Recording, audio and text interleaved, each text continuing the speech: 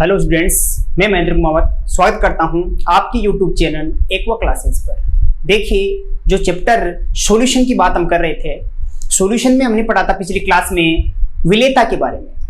विलेयता की डेफिनेशन मैंने पढ़ी थी और विलेयता की डेफिनेशन के बाद में हम इस टॉपिक को आगे बढ़ाते हैं तो हम बात करते हैं कि विलेयता को प्रभावित करने वाले कौन कौन से कारक है।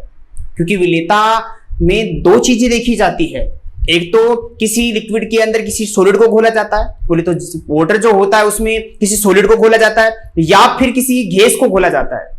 ऐसी कंडीशन पे होता क्या है कि उसको कोई ना कोई फैक्टर है जो उसकी सोल्युबिलिटी को क्या करता है, इफेक्ट करता है, प्रभावित करता है। वो कैसे करता है? सबसे पहले हम बात करेंगे विलेयता को प्रभावित करने वाले कारक। ठीक है, सबसे पहले विलेयता किसकी पढ़ेंगे?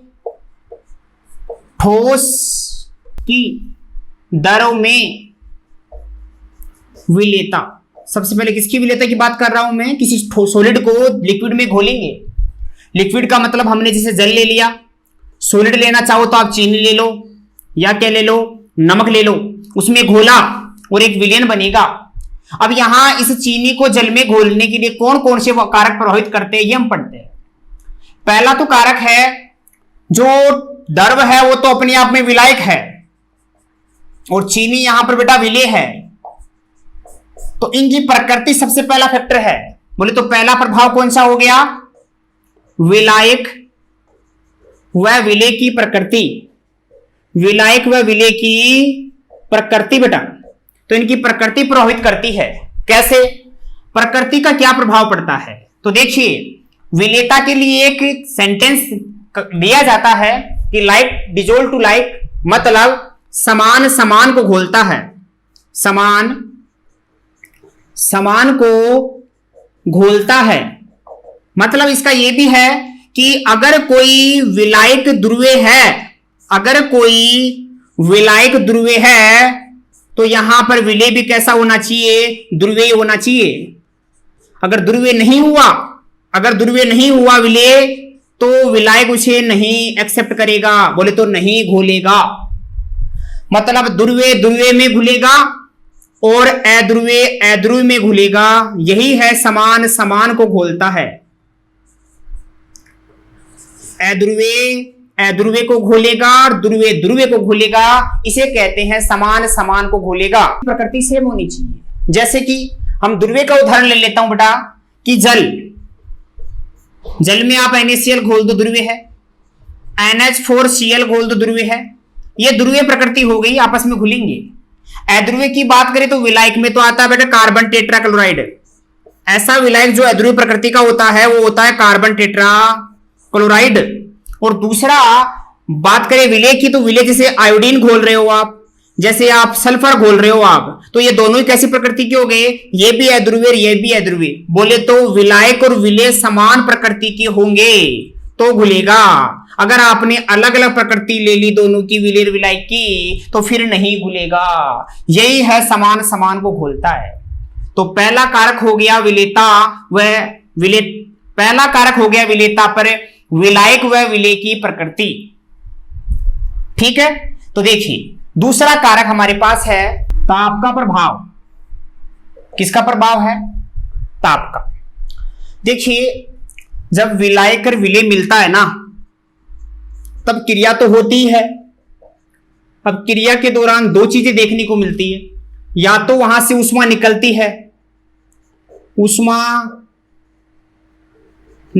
है, तो ऊष्मा निकलने के कारण उस क्रिया को ऊष्मा क्षेपी कहते हैं। क्या कहते हैं? ऊष्मा क्षेपी अभिक्रिया कहते हैं। ठीक। और दूसरी कंडीशन ये होती है कि जब भी ये हो रहा हो तो ऊष्मा काम आती है। ऊष्मा काम आती है, और काम आने का मतलब होता है कि ऊष्मा शोषीय अभिक्रिया है। ऊष्मा शोषीय अभिक्रिया है। तो दो चीजें होती है रिएक्शन जब भी होती है, यानी विलेय विलायक मिलते हैं तो, या इन दोनों के बीच रिएक्शन होती है तो, ए और बी के बीच रिएक्शन होती है तो दो संभावनाएं हमारे पास है अभी। अब ये संभावनाएं जब होती है, बोले तो जब आपस में क्रियाएं होती है, तब क्या होता है जब उष्माशोषी क्रिया होती है, उष्माक्षेपी क्रिया होती है, तो ऐसी कंडीशन पे अगर आपने ताप को परिवर्तित किया, बोले ताप दिया, समझना इसको, ताप दिया, तो उष्माशोषी अभिक्रिया अगर देखोगे आप तो शोषण करती है, बोले तो उष्मा लेती है, और ऐसी रिएक्शन को ताप दोगे तो लेने वाले को दोगे तो फायदा होगा। फायदा होगा मतलब ताप बढ़ाने से। यदि विलेर विलायक के मिलने से उष्मा काम आती है और वहां आपने ताप बढ़ा दिया तो सीधी सी बात है, विलेयता बढ़ती है। उदाहरण द्वारा समझो कि जल में चीनी घोलते हो, धीरे धीरे घुलेगी, पर जल को गर्म कर दो और गर्म करने से जल्दी से घुल जाएगी। मतलब सीधी सी बात है, ताप का प्रभाव पॉजिटिव हो रहा है। ताप बढ़ाने से विलेयता बढ़ जाए, उष्माशोषी रिएक्शन में ऐसा हो सकता है। यदि इनके दौरान उष्मा शोषी नहीं हो रही है और उष्माक्षेपी हो रही है और फिर भी आप ताप बढ़ा रहे हो, उष्माक्षेपी मतलब हुआ कि यदि उस रिएक्शन में उष्मा निकल रही है और फिर आप ताप दे रहे हो तो फिर उल्टा हो जाएगा। आप जो सपना देख रहे हो कि विलेयता बढ़ेगा, आप जो सपना देख रहे हो कि विलेयता बढ़ेगी, बढ़ेगी नहीं, फिर घटेगी। विलेयता फिर घटेगी, बढ़ेगी नहीं। क्यों नहीं बढ़ेगी? यहां पर कारण यह है कि जहां उष्माक्षेपी हो रही है, उष्मा ऑलरेडी निकल रही है जिसके पास, जिसको आवश्यकता नहीं है तभी तो निकाल रहा है, एक्स्ट्रा है तभी तो निकाल रहा है, काम उसको है ही नहीं उष्मा का, एक्स्ट्रा है वो तो बिना काम की है, या ठीक है तब निकाल रहा है, और निकाल रहा है उसको उष्मा दे रहे हो, मतलब आप तो उल्टा काम कर रहे हो, उसकी प्रकृति से विपरीत काम कर रहे हो। तो प्रकृति से विपरीत काम करोगे तो विलेयता सीधी सी बात है घटेगी। उदाहरण आपके सामने है, जल में आप यदि बिना भूजा चूना डालोगे, सफेदी करते हैं, चूना लगे डालते हैं, तो वो पानी उबलता है और उष्मा बाहर निकलती नजर आती है। कभी आपने उसे गर्म करते हुए देखा कि दूसरे बाहर चूल्हा लगा के नीचे से गर्म करते उसको? नहीं ना, ऐसा तो नहीं होता। ऐसा बोले तो गर्म करने की आवश्यकता होती ही नहीं है, क्योंकि वहां से ऑलरेडी उष्मा निकल रही है। और आपको फिर भी ताप बढ़ाना है तो करके देख लेना क्या होता है। जो घुल रहा था ना, बिना भुजा चूना घुल रहा था, वो नहीं घुलेगा, और जो पेस्ट बन रहा था वो पेस्ट नहीं बनेगा। बोले तो उसकी विलेयता रुक जाएगी या विलेयता कम हो जाएगी। गर्म पानी में ये नहीं घुलता, ठंडे पानी में ज्यादा घुलेगा। तो ये प्रभाव हो गया ठोस की, किसी सॉलिड की लिक्विड में विलेयता, उसको प्रभावित करने वाले दो कारक। नेक्स्ट बात करें तो गैस की दरों में विलेयता की बात कर लेते हैं। किसी गैस की लिक्विड में क्या होती है, सोल्युबिलिटी होती है, उसे कौन कौन से कारक प्रभावित करते हैं? तो बेटा पहला कारक तो वही विलायक और विलेय की प्रकृति। विलायक और विलेय की प्रकृति सीधी सी बात है, प्रकृति सेम होनी चाहिए, चाहे गैस ही क्यों ना हो साथ में, तो वो तो concept same as it is ऐसा का ऐसा ही है, ठीक है। प्रकृति समान होनी चाहिए। कहने का मतलब है लिक्विड में आप घोल रहे हो, जल में तो गैस आप जैसे CO2 घोल रहे हो, तो इनकी प्रकृति सेम होनी चाहिए, है ना। बोले तो ये कैसी नेचर की होनी चाहिए? ध्रुवीय है तो ये भी कैसा होना चाहिए? ध्रुवीय होना चाहिए, ठीक है। बट इसके अलावा एक इसमें फैक्टर और है, कारक और है, जो सिर्फ प्रकृति के अलावा भी इसे क्या करता है, प्रभावित करता है। बोले प्रकृति के अलावा भी हम क्या देखते हैं इसका, हम इस गैस का अवशोषण गुणांक देखते हैं। मैंने कहा कि जल में आप SO2 घोलो, CO2 घोलो, O2 घोलो, ठीक है, चाहे इनकी प्रकृति अध्रुवीय क्यों ना हो, बट एक कारक ऐसा है जिसकी वजह से ये अध्रुवीय भी घुल सकती है। देखो समान समान तो होनी चाहिए, बट इसके अलावा एक फैक्टर और है जो गैस, केवल गैस के लिए, गैस के ऊपर वो लगता है, वो क्या लगता है, वो है अवशोषण गुणांक। गैस का अवशोषण गुणांक भी इंपॉर्टेंट फैक्टर है। अब ये अवशोषण गुणांक क्या होता है, समझना इस चीज को। अवशोषण गुणांक किनका है? गैसों का। अवशोषण मतलब गैस का किसी लिक्विड के द्वारा, जल के द्वारा, कोई भी लिक्विड हो सकता है, उसके द्वारा उस गैस को क्या किया गया है, अवशोषित किया गया है, ठीक है। कितना किया गया है वो उस गैस पर निर्भर करता है, उस गैस पर निर्भर करता है कि जल ने उस गैस का कितना अवशोषण किया, वो उसका अवशोषण गुणांक कहलाता है। हम इसे ऐसे भी कह सकते हैं कि स्थिर ताप पर, किस ताप पर, स्थिर ताप पर, टेम्परेचर स्थिर होना चाहिए, ताप पर किसी भी विलायक में, और विलायक की मात्रा फिक्स है 100 ml विलायक में 100 ml विलायक में घुली हुई विले कौन है? गैस है। उस गैस की ml में अधिकतम मात्रा जितनी घुल जाए, अधिकतम मात्रा या अधिक मात्रा जितनी हो जाए वो मात्रा ही उसका अवशोषण गुणांक कहलाती है। अरे हमारे पास 100 ml पानी है, उस पानी में आपने CO2 घोल दी, कितनी घोल सकते हो अधिकतम, वो उसकी मात्रा क्या कहलाती है? उसके अवशोषण गुणांक कहलाती है। सभी गैसों का अवशोषण गुणांक अलग अलग होता है, वो किस प्रकार होता है या अवशोषण गुणांक का क्रम आपको कुछ गैसों का पता होना चाहिए। अवशोषण गुणांक का क्रम, गैसों का क्रम इस प्रकार से है। सबसे अधिक अवशोषण गुणांक होता है बेटा अमोनिया का। किसका होता है? अमोनिया का होता है। अमोनिया के बाद में होता है HCl का, HCl के बाद होता है SO2 का, SO2 के बाद H2S, उसके बाद CO2, CO2 के बाद जैसे एसिटिलीन गैस होती है, इसके बाद O2 और लास्ट में आता है N2। ये गैसों के अवशोषण गुणांक का क्रम है। सबसे अधिक अवशोषण गुणांक अमोनिया का है और सबसे कम यहां पर है नाइट्रोजन का। ये अवशोषण गुणांक उस मात्रा को बताएगा। ठीक है, बोले तो विलेयता बताएगा गैस की, किसमें? लिक्विड में। पहला फैक्टर हुआ ये। दूसरा प्रभाव है ताप का प्रभाव। टेम्परेचर का क्या प्रभाव पड़ता है गैस की विलेयता पर? देखिए किसी भी लिक्विड में आप क्या कर देते हो, किसी गैस को घोल देते हो और जब भी ताप बढ़ाते हो तो गैस की गतिज ऊर्जा बढ़ती है बेटा, गति करने लगता है गैस के कण। गति करने से गैस के कण क्या हो जाते हैं? बाहर निकल जाते हैं, जिससे क्या होगी? विलेयता घट जाएगी। तो सिंपल सा फंडा तो ये है कि गैसों के लिए जितनी भी होते हैं उनके लिए ताप बढ़ाने से विलेयता घट जाती है। बट दो गैसें ऐसी हैं, H2 और हीलियम गैस, हाइड्रोजन और हीलियम गैस ऐसी गैसें हैं, ये दोनों गैसों को यदि पानी में घोलना हो, किसी लिक्विड में घोलना हो, बोले तो किसी दरों में घोलना हो, तो इन दोनों गैसों की विलेयता ताप बढ़ाने से क्या होती है? बढ़ती है। ताप बढ़ाने से बढ़ती है। ये दो गैसें ऐसी हैं, इनके घुलने से उष्माशोषी क्रिया होती है, तो ताप बढ़ाएंगे तो उष्माशोषी में क्या हो जाता है ऐसा कि वहां ताप देना पड़ता है। तीसरा प्रभाव है दाब का प्रभाव। किसका प्रभाव? दाब का प्रभाव है। देखिए दाब का क्या प्रभाव है। अब दाब प्रेशर है और गैस को घोल रहे हो और ऊपर से प्रेशर लगा रहे हो, तो सीधी सी बात है गैस दबाव की वजह से घुल जाती है। क्या हो जाती है? घुल जाती है। तो दाब का प्रभाव पड़ता है बिल्कुल, और गैसों पर बिल्कुल पड़ता है। तो हम ये कह सकते हैं कि जो विलेयता है वो विलेयता बिल्कुल दाब पर निर्भर करती है। तो विलेयता समानुपाती दाब कह सकते हैं, या ये कह सकते हैं कि दाब बढ़ाओगे आप तो विलेयता श्योर है बढ़ेगी। किनकी?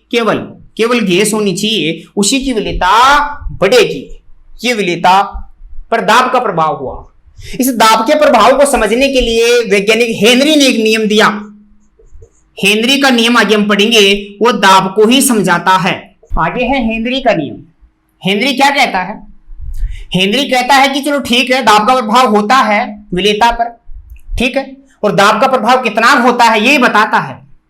गैस अपने आप में क्या है? पहले चीज तो विलेय है ना, ठीक है। तो जो भी गैस गोली है उसे विलेय पदार्थ कहेंगे, या विलेय पदार्थ गैस हो गई अपने पास। उस विलेय पदार्थ की जो मात्रा है, विलेय पदार्थ की मात्रा है, उसको यहां मोल अंश कहते हैं। क्या कहते हैं? मोल अंश। समझना कि आपने किसी भी लिक्विड के अंदर गैस गोली है, कितनी गोली है, उस गैस की मात्रा को मोल अंश कहते हैं। और मोल अंश को यहां डिनोट करते हैं, मोल अंश मैंने बताया था एक्स से डिनोट हम करते हैं, पहले भी किया था। एक्स यहां इसका मोल अंश हो गया। ये इतनी मात्रा घोल दी, ये तब घुली है जब दाब लगाया है। कब घुली है? जब बेटा दाब लगाया है। तो कहता है इंद्री कि किसी दरो विलायक में गैस की मात्रा का मोल अंश या गैस का मोल अंश उसके दाब के समानुपाती होता है। कितनी गैस घुलेगी उस दाब पर निर्भर करेगी, ऐसा कहता है कौन? हेनरी कहता है।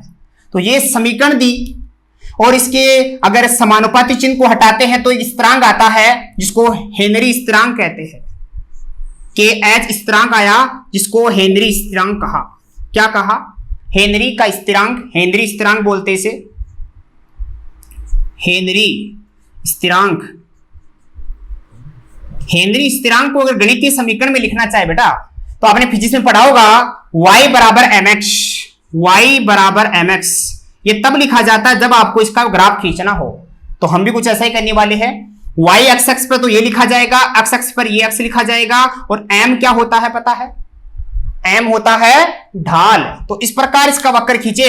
बोले तो हेनरी के नियम को अगर वक्र के द्वारा समझना चाहे तो हेनरी के नियम का वक्र इस प्रकार होगा, ये तो y एक्स और ये x एक्स। x एक्स पे तो क्या आएगा? x। x का मतलब क्या है?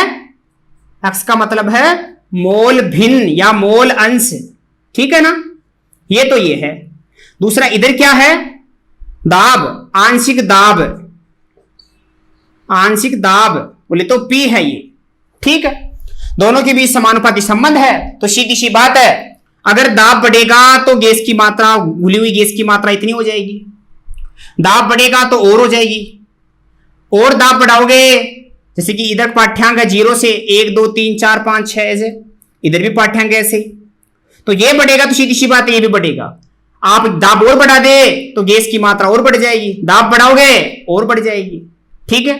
पर प्रत्येक चीज की क्या होती है? लिमिट भी होती है। तो हमें समझ में आता है कि एक सीधी रेखा में या सरल रेखीय वक्र प्राप्त होता है, सरल रेखीय वक्र प्राप्त होता है, और यहां जो ढाल प्राप्त होता है वो ढाल यहां पर KH है। ढाल कितना है? KH। ये हेनरी का क्या हुआ? नियम हुआ, ठीक। बट जो हेनरी का नियम है सभी जगह लागू नहीं होता है। कहां लागू नहीं होता है? जहां लागू नहीं होता है वहां उसकी कोई कमी है। वो क्या कमी है? हेनरी के नियम सभी जगह लागू नहीं होते, उसकी क्या कमी है? कमियां इस प्रकार से है, जैसे मैंने कहा दाब बढ़ाते जाओ, तो दाब बढ़ा भी जाओगे ना आप तो उसकी भी एक लिमिट है। तो दाब बहुत ज्यादा नहीं हो, दाब अधिक ना होना हो, पहली चीज तो ये कमी रही इसकी। और आपने ताप को फिक्स भी किया है, तो बाय द वे कभी ताप बहुत कम ना हो जाए, ताप कम और कम भी बहुत कम ना हो बस। इसके अलावा हमने किसी पदार्थ में, किसी लिक्विड में किसी गैस को घोला है, जिसमें घोला है उसमें उसी विलायक A हो गया और गैस घोली है तो B हो गया, इनके बीच आपस में क्रिया नहीं होनी चाहिए। तो नंबर 3 कमी हो गई, AB के बीच क्रिया ना हो। AB का मतलब समझना, क्रिया ना हो, अरे विलेय विलायक के बीच क्रिया ना हो। नंबर 4, हमने गैस को घोला है तो गैस भी हर किसी में नहीं घुलती है, इसके लिए विलयन कैसा होना चाहिए या विलायक कैसा होना चाहिए? गाढ़ा नहीं होना चाहिए, तनु होना चाहिए, पतला होना चाहिए। तो सांद्र विलयन ना हो, सांद्र विलयन ना हो, ये कमियां है। विलयन ना हो, क्रिया ना हो, ताप कम ना हो, दाब उच्च ना हो, ये कमी है। अगर ऐसे आपने नहीं लिया तो हेनरी का नियम लागू वहां नहीं होता है, ठीक। एक प्रश्न और पूछा जाता है कि हेनरी का नियम का उपयोग कहां कहां करते हैं। तो बेटा हेनरी के नियम के उपयोग बहुत सारे हैं। पहली चीज तो समझ लो कि हेनरी का नियम यही कहता है कि दाब होगा तो काम होगा, बोले तो गैस उसके अंदर आएगी। तो ऐसा कहां कहां होता है? पहला उपयोग, कोल्ड ड्रिंक जितनी भी आती हैं, शीतल पेय पदार्थ, उनमें सब में गैस भरी होती है CO2। गैस हर किसी दरों में इतनी आसानी से नहीं भर पाती है, ये हेनरी की देन है। दाब लगाओगे तो गैस घुलेगी। पेय पदार्थों में कोल्ड ड्रिंक जितनी भी होती है उनमें CO2 होती है। दूसरे नंबर पर हम बात करते हैं जो शोषण हम करते हैं, शोषण में वायु O2 अंदर आती है। O2 इन्हीं सारी गैस से आती है, पर काम ये आती है अंदर जाएगी अपने आप बिना हमें बताए, फेफड़ों में जाती है। फेफड़ों में इसीलिए जाती है, हेनरी कहता है, हेनरी ये कहता है कि दाब है ज्यादा बाहर का तो वो जाएगी, शोर है। तो दाब लगाओगे तो गैस अंदर जरूर जाएगी, रक्त में मिलेगी, रक्त में विलय होगी। कौन? ऑक्सीजन।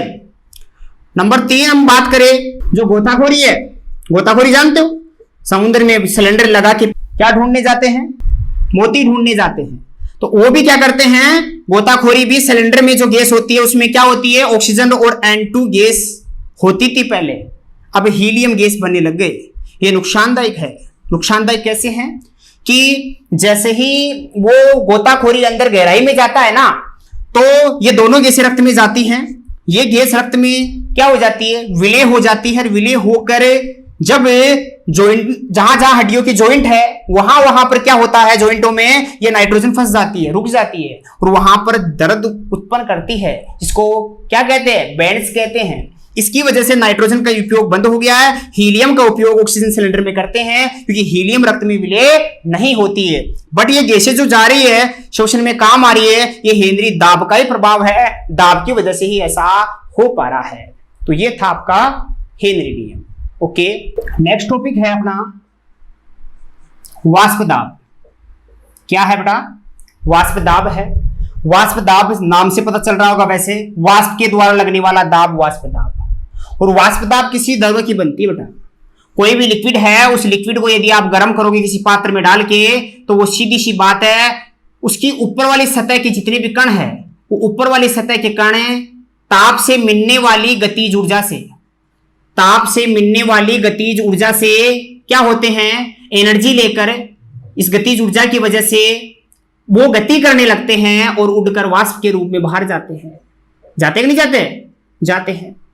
जब चले गए तब तो कोई दाब है नहीं, बट आपने यदि उसे गर्म करने के दौरान उसके ऊपर, उस पात्र के ऊपर ढक्कन लगा दिया, तो अब ताप दोगे, ताप देने से जल है इसके अंदर, तो जल के कण ऊर्जा लेंगे, ऊर्जा लेकर गति, ऊर्जा उसे मिलेगी तो गति भी करना शुरू करेंगे, पर जो वाष्प बनेगी वो क्या बाहर निकल पाएगी, नहीं निकल पाएगी।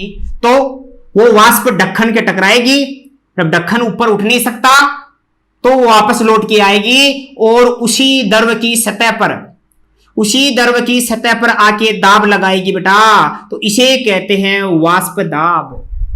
किसी भी द्रव पदार्थ की वाष्प के द्वारा उसी की सतह पर लगने वाला दाब क्या कहलाता है, वाष्प दाब कहलाता है। पहली चीज तो ये समझनी। दूसरा, वाष्प दाब को हम समझ सकते हैं राउल्ट के नियम के द्वारा। तो आगे हम पढ़ लेते हैं राउल्ट का नियम। राउल्ट का नियम जो दिया गया है, बताया गया राउल्ट का नियम, वो राउल्ट का नियम दो प्रकार के विलयन के लिए दिया गया। विलयन दो प्रकार के कर दिए गए यहां। कैसे, विलायक और विलय दो चीजें होती है इसके अंदर, एक तो होता है विलायक और एक होता है विलय। इसकी प्रकृति कैसी है, यदि दोनों एक ही प्रकृति के हैं तो दोनों ही वाष्पशील हुए ना, तो विलयन एक तो होता है वाष्पशील, या ये भी कह सकते हो कि विलयन में विलायक जो होता है, हमने एक ही मान लीजिए जल ले लिया। क्या ले लिया, जल, ठीक है। इस जल में आपने जैसे नौसादर मिलाया, तो नौसादर तो ऐसा पदार्थ है, जल वाष्प बनाएगा तो नौसादर बनाता है, बिल्कुल बनाता है। तो दोनों पदार्थ वाष्प बना रहे हैं, तो वो तो हो गए वाष्पशील विलयन, या कह सकते हैं वाष्पशील पदार्थ वाला विलयन, वाष्पशील पदार्थ वाला विलयन। दूसरा विलयन क्या हो सकता है, दूसरा हो सकता है अवाष्पशील। अब इसमें आपने पानी चेंज थोड़ी किया है, नहीं किया है, बोले तो जल तो जली है, बट आपने यहां ले लिया NaCl, नमक ले लिया, नमक। अब गर्म करोगे तो जल की तो वाष्प बनेगी, बट NaCl की नहीं बनेगी, तो ये हो गया अवाष्पशील विलयन कह दो।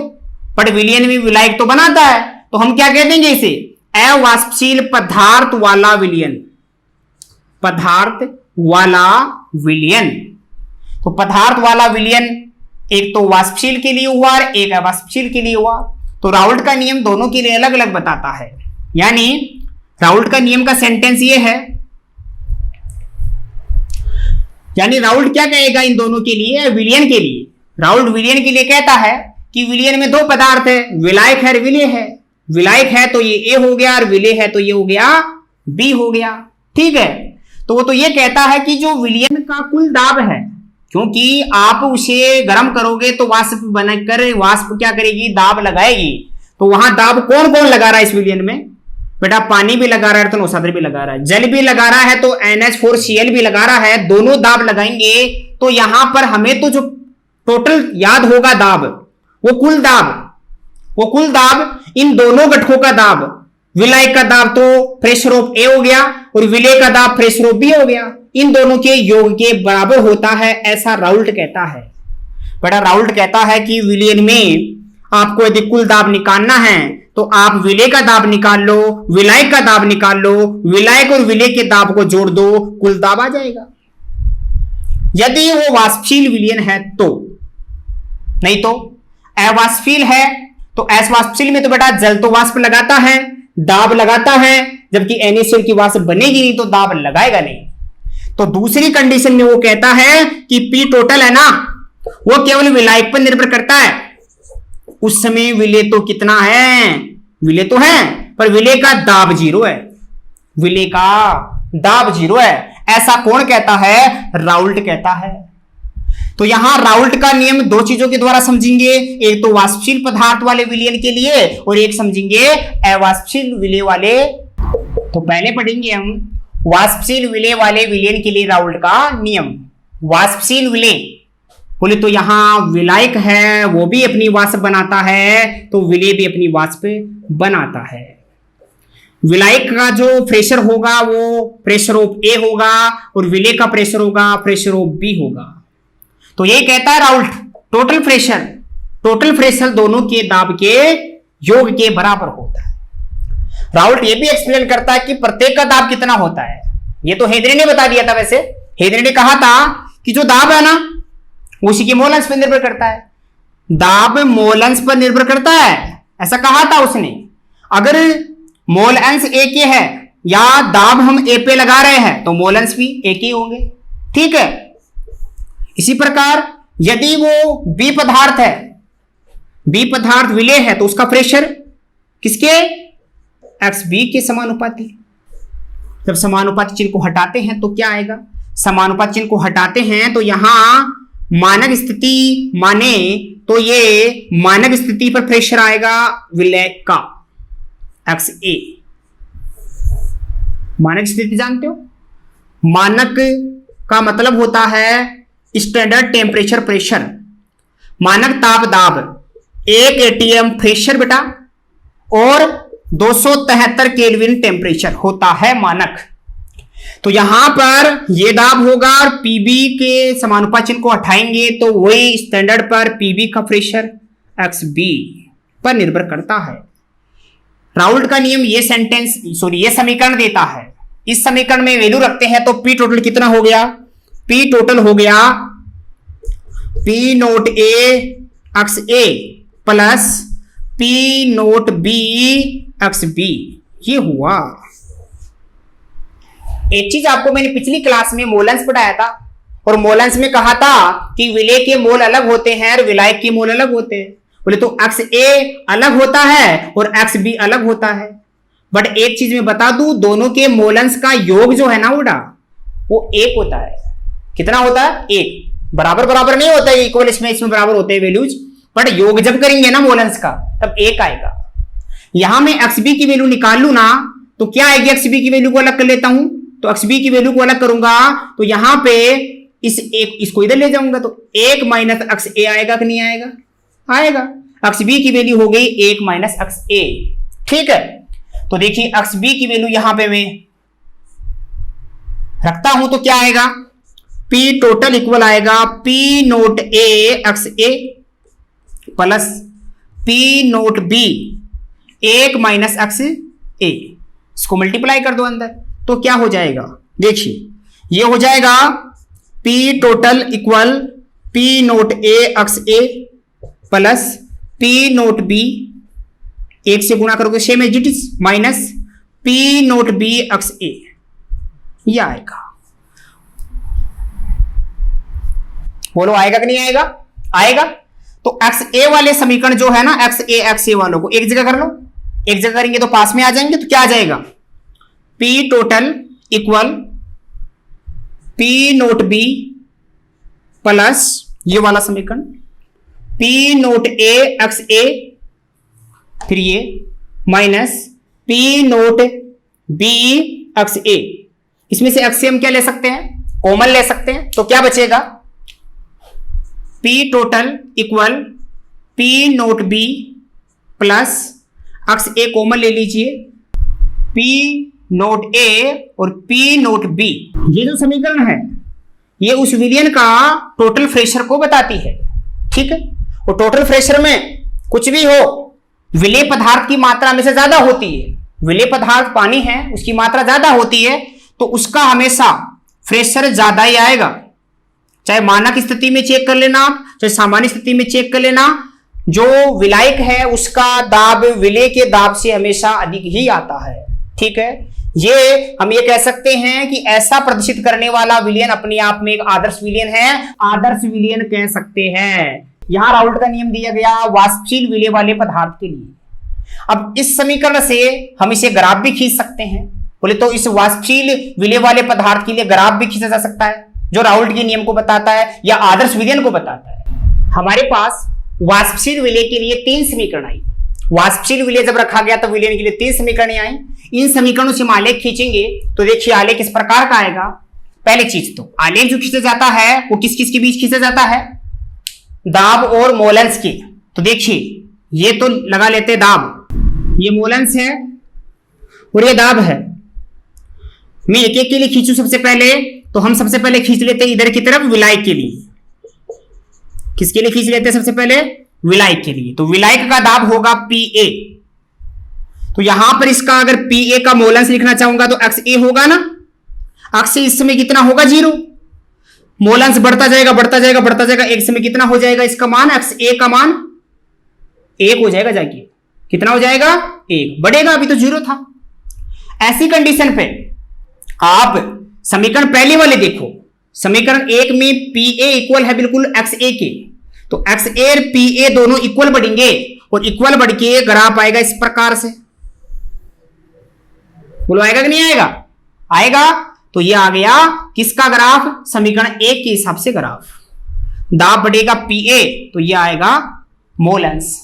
ये जो लास्ट बिंदु है, इस लास्ट बिंदु को हम कह सकते हैं, जहां पर लास्ट बिंदु आया है कि लास्ट बिंदु को हम कह सकते हैं कि ये मानक स्थिति का आ गया लास्ट, और ये कह देंगे P0A प्रेशर है इस समय, मानक स्थिति पर दाब। और इसको अगर नीचे इंगित करना चाहूंगा तो इस प्रकार से आएगा सीधी रेखा में। ठीक है, ये तो विलायक के लिए हो गया। फिर आपको कहे कि विलेय के लिए बताओ ग्राफ, P भी बताओ। तो अलग वक्र ना बना के हम इसी में प्रदर्शित करना चाहे तो इसको इस समय yx मान लो, इसको yx मान लिया तो यहां पर विलेय का दाब आएगा और विलेय का दाब होता है Pb। ये तो हो गया विलेय।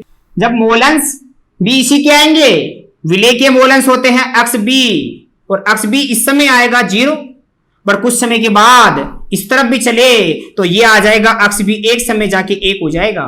बोले तो अब विलेय के लिए मोलेंस बढ़ते बढ़ते बढ़ते एक समय 1 हो जाएंगे। 1 होगा तो इसके लिए भी वही समानुपाती संबंध है, बट आपको पता है ये विलेय है और ये विलायक है। ये विलेय है, एक क्या है, विलायक है। तो ज्यादा इंपोर्टेंट कौन सा है, विलायक। बोले तो दाब ज्यादा किसका होता है, विलायक का। तो विलायक का दाब ज्यादा होता है तो वक्र कैसा आएगा, तो वक्र विलेय के लिए तो कम दाब पर आएगा, और कम दाब पर जितना दाब विलायक का आया है, विलेय का कम ही रह जाएगा और दाब रहेगा बढ़कर इस प्रकार आएगा। लास्ट 2 बिंदु आएगा वो मानक दाब होगा B का। ठीक है, और टोटल करना चाहेंगे तो टोटल दाब का वक्र बेटा यहां से, क्योंकि ये तो आ गया विलेय का दाब टोटल यहां तक और ये आ गया विलायक का दाब, दोनों का दाब इस पर होगा टोटल, तो ये आएगा यहां पर, कुल दाब का वक्र ये आएगा। ठीक है, यहां पर हम लिख सकते हैं ये जो इक्वेशन है विलायक के लिए है तो Pa इक्वल P0A XA, इस पर लिख सकते हैं Pb P0B XB, और इस पर लिख सकते हैं P टोटल कितना जो आया हो P0B plus XA P0A minus PB। यह समीकरण लिखी जा सकती है। यह आदर्श विलयन के लिए खींचा गया आलेख है जो वाष्पशील विलेय वाले विलयन के लिए है। ठीक है, आगे हम पढ़ेंगे अवाष्पशील विलेय वाले विलयन के लिए राउल्ट का नियम, जो पढ़ेंगे नेक्स्ट क्लास में। आज के लिए इतना ही, थैंक यू।